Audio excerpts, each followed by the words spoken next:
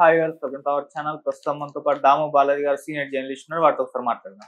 Sir నమస్కారం. నమస్తే sir, Vallabhaneni వంశీని జైల్లో కొడుతున్నారు, అతనికి ప్రాణభయం ఉంది, అతను టార్చర్ పెడుతున్నారు మానసికంగా అండ్ ఫిజికల్ గా అని చెప్పేసి వాళ్ళ భార్య అయితే ఆరోపించడం చూస్తున్నారు సార్. ఈవెన్ ఆయన ఫోన్ కూడా మిస్ అయిపోయింది, కనబడట్లేదని కూడా అంటున్నారు. అసలు వల్లభనేని వంశీ పరిస్థితి ఏంటి, జైల్లో ఏ విధంగా అతను ట్రీట్ చేస్తున్నారు, మరి మీరేం చెప్తారు సార్ ఈ సంబంధించి?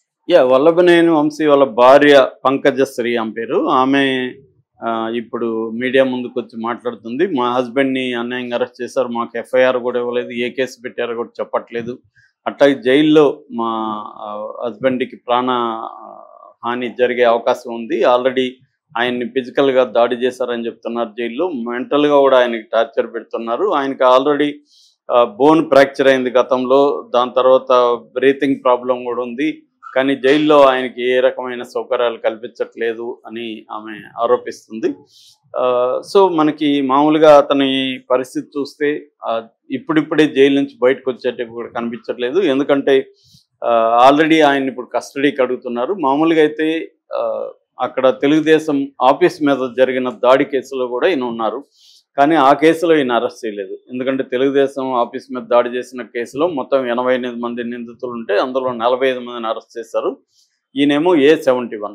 అయితే ఈయన తెలుగుదేశం వెర్షన్ మనం చెప్పుకోవాలంటే ఈయన ఏం చేశాడంటే, ఆ కేసు పెట్టింది ఎవరంటే సత్యవర్ధన్ అని తెలుగుదేశం ఆఫీసులో ఆపరేటర్గా పనిచేసే వ్యక్తి.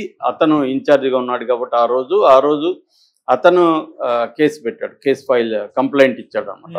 సో ఆ కంప్లైంట్లో 88 మంది మీద అతను రాశాడు, ఇవన్నీ చేశారు. దాంతో వీళ్ళు ఏం చేశారంటే వంశీ అండ్ బ్యాచ్ ఆ సత్యవర్ధన్ని కిడ్నాప్ చేసి వైజాగ్ తీసుకెళ్ళి తమ కంట్రోల్లో పెట్టుకొని ఒక 3-4 రోజులు టార్చర్ పెట్టి అతని దగ్గర ఒక వీడియో చేయించి, ఆ వీడియోలో ఏముందంటే నేను అసలు ఆ రోజు ఆఫీసులో లేను, ఈ దాడి చేసింది ఎవరో కూడా నాకు తెలియదు, కానీ పోలీసులు సాక్షిగా నన్ను పిలిచి సంతకాలు తీసుకున్నారు, అంతవరకు తెలుసు, నేను కంప్లైంట్ ఇవ్వలేదు అని వీడియో రికార్డ్ చేశారు. ఆ తర్వాత విజయవాడకి తీసుకెళ్ళి అక్కడ కోర్టులో జస్టిస్ హిమబిందు ముందు కూడా హాజరుపరిచారు. హిమబిందు ముందు కూడా అతను వాంగ్మూలం ఇచ్చాడు.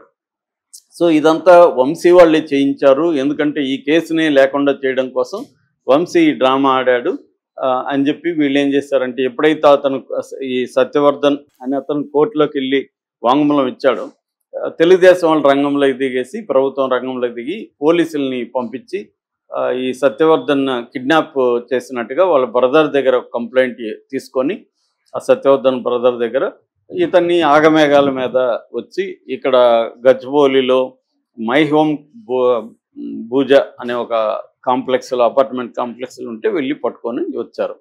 అయితే అప్పుడు వంశీ అక్కడే దాదాపు 1/2 అవర్ to 40 minutes పోలీసుల్ని వెయిట్ చేయించి లోపలికి వెళ్ళి ఏం చేస్తాడో తెలియదు, కానీ తర్వాత వచ్చాడు.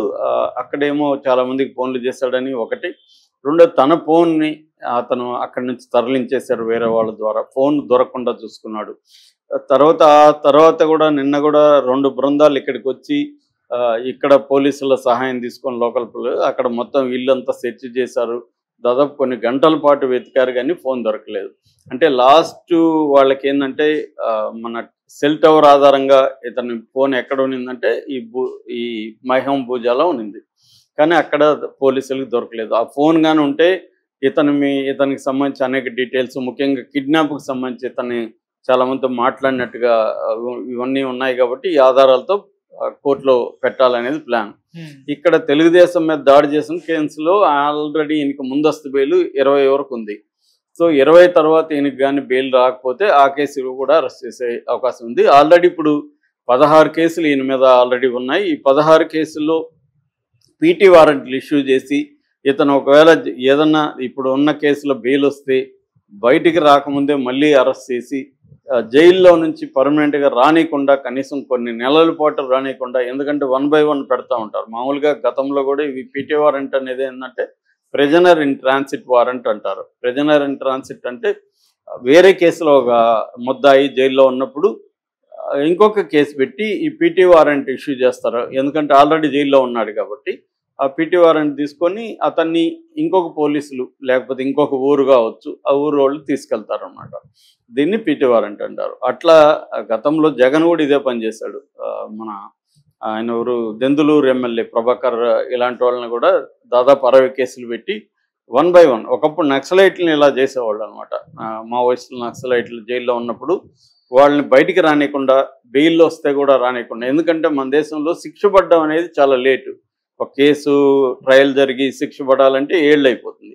కానీ ఆ లోపల బెయిల్ వచ్చేస్తుంది. బెయిల్ వచ్చే వీళ్ళు వెళ్ళిపోతారు. అందుకని అప్పట్లో ఏం చేసేవాళ్ళు అంటే బెయిల్ రాకుండా ఉండాలంటే రకరకాల కేసులు పెట్టేసి రకరకాలుగా వాళ్ళని ఆ పీటీ వారెంట్లు ఇష్యూ చేసి పర్మనెంట్గా వితౌట్ ట్రయల్ ఏళ్ల తరబడి జైల్లో ఉంచే ఒక టెక్నిక్ అనమాట ఇది. అది ఇప్పుడు రాజకీయ నాయకులు, రాజకీయ పార్టీలు, ప్రతిపక్షాల మీద అదే టెక్నిక్ ఉపయోగిస్తున్నారు. గతంలో జగన్ ఇదే పీటీ వారెంట్ల స్కీమ్ చేశాడు, ఇప్పుడు ఇదే చేశారు. ఈవెన్ మోడీ కూడా మనం చూసాం.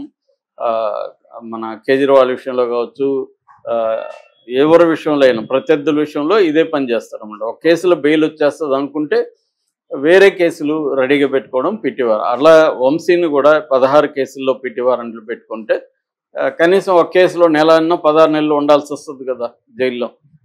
ఈ టెక్నిక్ని ఇప్పుడు వంశీ మీద కూడా ప్రయోగించే అవకాశం కనిపిస్తుంది.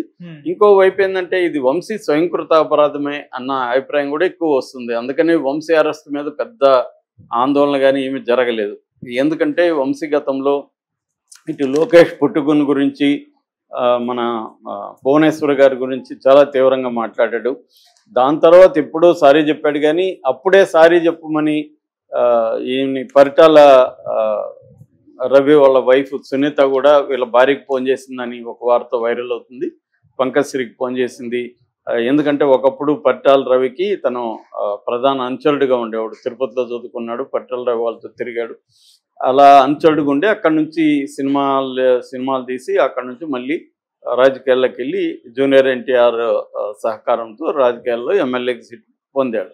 ఇది తన బ్యాక్గ్రౌండ్. సో అందువల్ల పరిటాల రవి భార్య వీళ్ళ భార్యకి, వంశీ భార్యకి ఫోన్ చేసి, చూడమ్మా అదా చెప్పడం వల్ల నెగిటివ్ వచ్చింది, నువ్వు ఇమ్మీడియట్గా సారీ చెప్పించేయి నీ భర్త దగ్గర అంటే, అప్పుడు ఈ పంకజ్ శ్రీ అని చెప్పిందంటే నా మాట అతను వినడు, మీరే చెప్పండి ఆయనకి అని ఆమె చెప్పిందని. ఇప్పుడేమో నా భర్తకి ఏమీ తెలియదు అమ్మాయి ఇక్కడ అంటుంది. అదేదో అప్పుడే భర్తకి చెప్పి సారీ చెప్పించుంటే ఎంత దూరం రాదు. మేజర్గా వంశీ మీద వాళ్ళ కోపం దీనివల్లే ఉంది. ఇంకా అక్కడి నుంచి ప్రతి ఎమ్మెల్యేలు, చాలామంది ఎమ్మెల్యేలకి క్రైమ్ బ్యాక్గ్రౌండ్ లేని ఎమ్మెల్యేలు ఇవాళ లేరు. ఏదో ఒక క్రైమో ఏదో ఉంటుంది. అలాగే వంశీకి కూడా గతంలో వంశీ కూడా రియల్టర్ రంగబాబు మీద హత్యాయత్నం చేసిన కేసు ఉంది. అట్లాగే యార్లగడ్డ వెంకట్రావు మీద దాడి కేసు ఉంది. ఇలాగా చాలా కేసులు, ఒక 16 కేసుల వరకు ఉన్నాయి. అవి కాకుండా అవినీతికి సంబంధించి అక్రమ డబ్బులు సంపాదించడం సంబంధించి కూడా కేసులు ఉన్నాయన్నమాట. అందుకని ఇప్పుడు తెలుగుదేశం ప్రభుత్వం వంశీని త్వరగా బయటికి రానికుండా చూసుకోవాలని ప్లాన్ చేస్తుంది. జగన్ ఏమో నేను నిన్న కూడా చెప్పాను, చంద్రబాబుకున్న ఒక ముందు చూపు కానీ, వ్యవస్థల మీద పట్టు కానీ, ముఖ్యంగా న్యాయ వ్యవస్థకు సంబంధించిన అండర్స్టాండింగ్, పరిచయాలు జగన్కి ఈ స్థాయిలో లేవు. ఏమన్నా ఉంటే డబ్బులు పెట్టి సుప్రీంకోర్టు అడ్వకేట్లు పెట్టగలడు తప్ప అంతకంటే ఏమి చేయలేడు.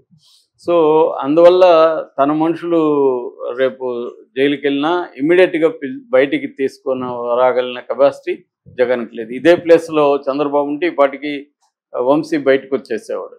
అర్ధరాత్రులు కూడా ఆయన నిద్రపోయాడు కదా చంద్రబాబు.